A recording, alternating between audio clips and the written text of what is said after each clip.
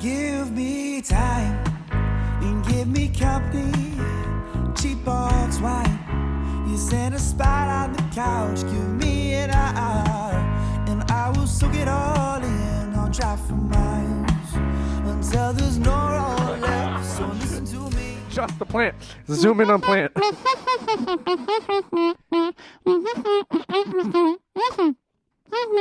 What's up, guys? Welcome back to Talking Phoenix. We're going to be chatting about our song, Listen. I wrote this song years before we, I used to do a whole bunch of solo stuff by myself, acoustic stuff. You accompany yourself, and this was one of those songs that I wrote a long time ago that sounded immensely different. I just kind of brought the entire thing over to Evan's house one day, and I was like, I really think this could be a cool song, but we have to fix every single part of it.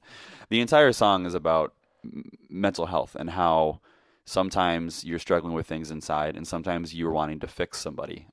You're wanting to, cure everybody's problems, and it's really not possible, even though you want to. Understanding that you can't do everything to fix somebody, and understanding that by doing that and by trying to help fix everything, you're in turn hurting yourself as well. And you know that you cannot be perfect, and not everybody is, and you just have to accept that and move on. That's kind of how this started.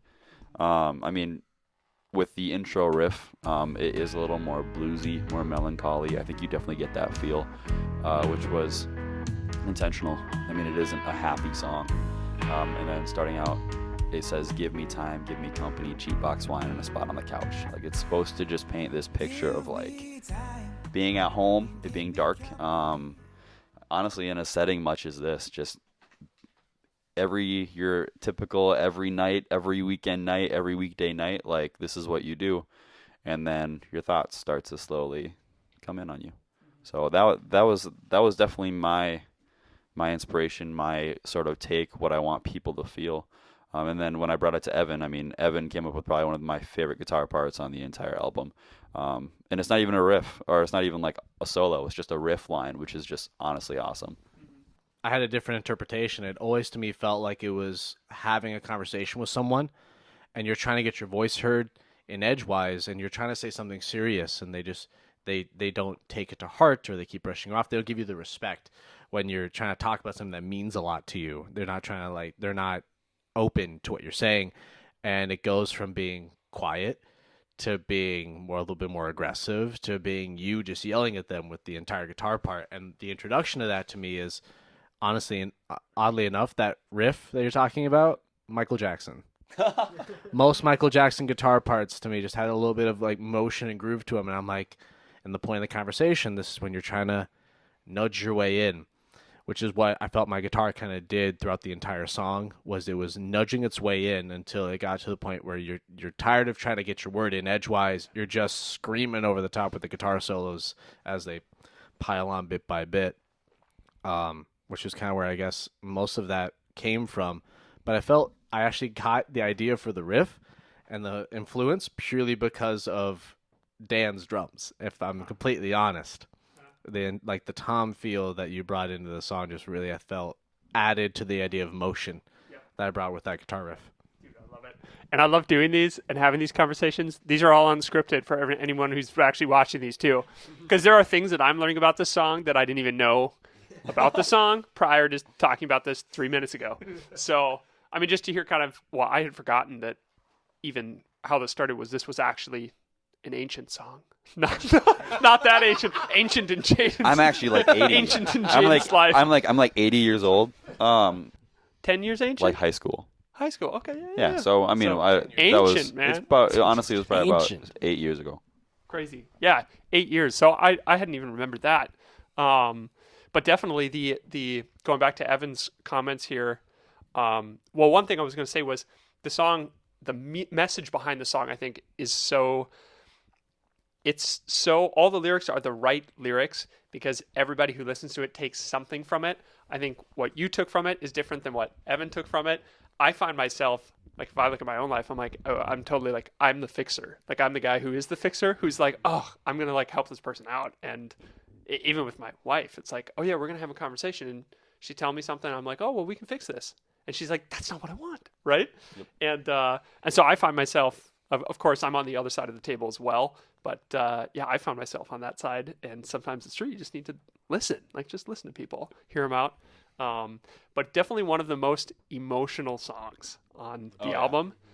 And for me personally, that's what I tried to portray, even from the drums, was I know I'm not singing, I'm not, saying any words, but I'm definitely trying to like speak from the drums, right? So this song goes from incredibly, almost like, it feels kind of like the drums feel elusive because nothing's as traditional. I'm not playing like I don't have the hi-hat, I'm not like rolling on the hi-hat and the bass drum and the snare, but it's a little bit more of a rolling open snare, toms, some sparkle here and there on the cymbals.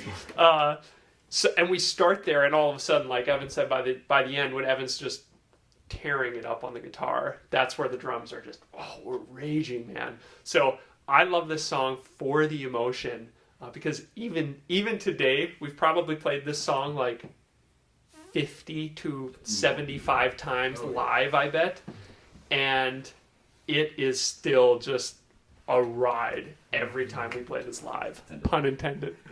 Tor, how did you approach this on bass with it being such a riff-heavy kind of song between Jaden's initial riff and then my added riff? I'll let Jaden say something first. I know he's got something. I literally just said to him today, so I just listened to our album again, and it's been out for a little while. At this point, it's been out for a little bit, but I literally just told him today. I was like, I just listened to the album again yesterday, and I didn't realize how freaking cool your bass line is in this song. So if you haven't like actually delved into it, it's honestly one of my favorite bass lines in the entire album. So I just want to throw that out there. I know I'm kind of jumping ahead to favorite part, but I just want to throw that in there. Yeah. Well, I kind of want to tie it in with like meaning and like kind of what I felt with the song. So I mean, it's called "Listen." I as a more like reserved person who doesn't tend to talk a lot, I think it's important to sometimes really get out there and speak your mind, which is something I've been trying to do a lot more, especially recently. So it's like sometimes you do gotta stand up for yourself, say, hey, listen to me because I'm about to speak. And then, is that okay with you? That kind of pulls me back. It's like I'm being out there and I'm being like I don't know, direct, yeah, assertive with it.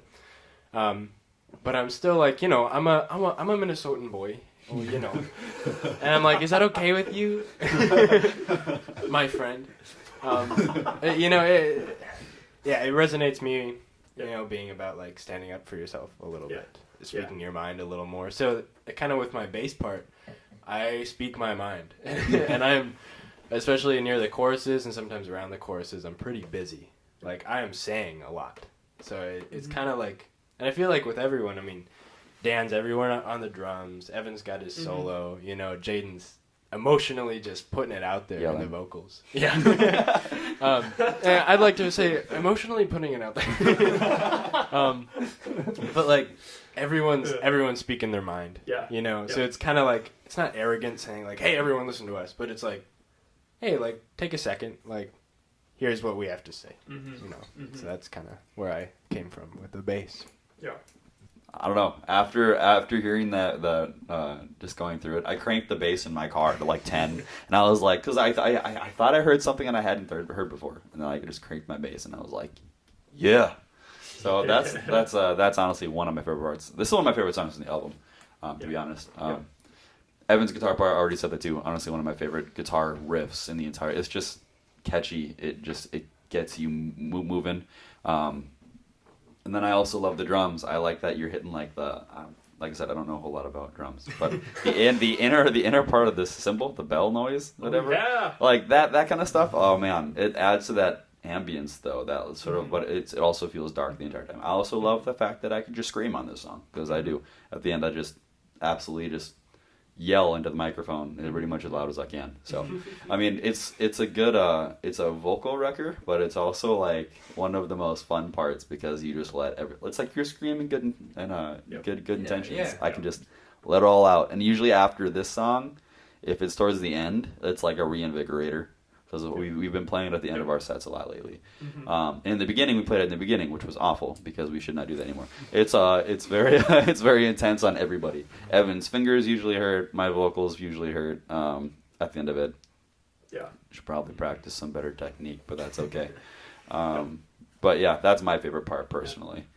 I don't know if you're allowed to have like 5 favorite parts because you listed like 5 different favorite parts I just of the song. like this song. Limited. I'll give it to you. I'm listening, so I was like, I'll give it to you.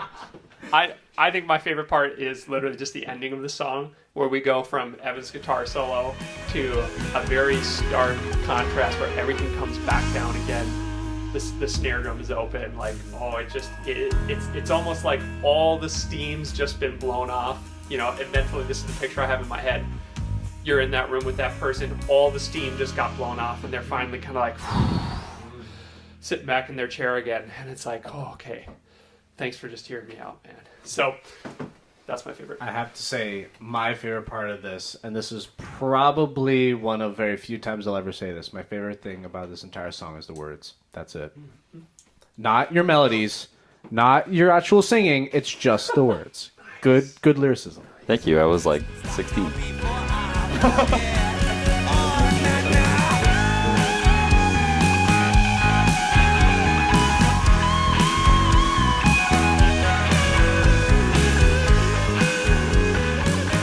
What's up, guys? We are Walking Phoenix. Thank you so much for checking us out here on Talking Phoenix Behind the Songs.